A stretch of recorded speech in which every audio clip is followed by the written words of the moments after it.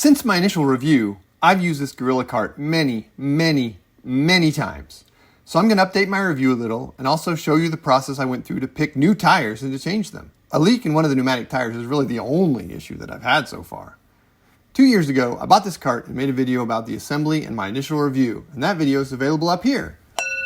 First, I'm really happy with the size I picked out.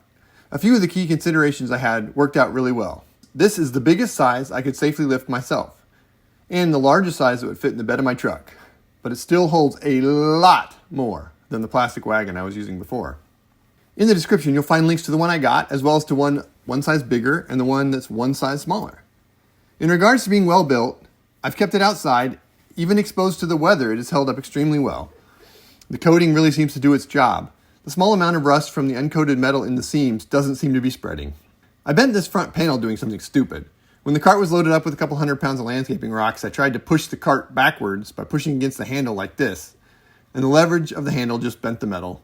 So if you want to push the cart, make sure you just push against the base of the handle. On to the tires. The front right tire had a leak, so I had to add air every time I used it. So I started looking into options for replacement. There were three main options. Replacing the inner tube would be the cheapest option, but I wasn't sure what I'd find when I tried to do the tire change. Was the tire itself damaged? Would I even be able to get the tire off the rim and back on? You'll see later that I chose a different option, but I did go ahead and remove the inner tube and look for the leak later. Then I felt around on the inside of the tire to make sure that something sharp wasn't poking through. This is an important step if you are going to replace the inner tube.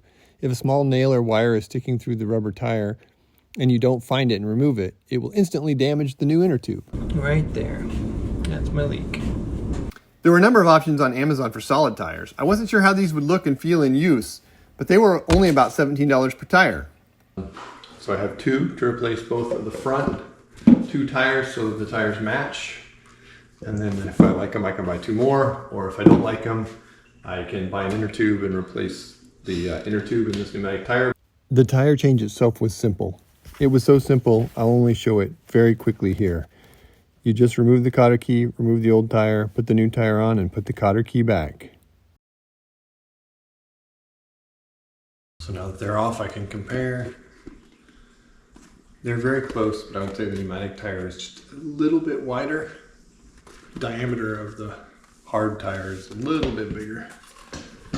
Not much. I think front and back being different will be no problem, but I do think if I had only changed one and left and right were different, it would probably roll a little strange.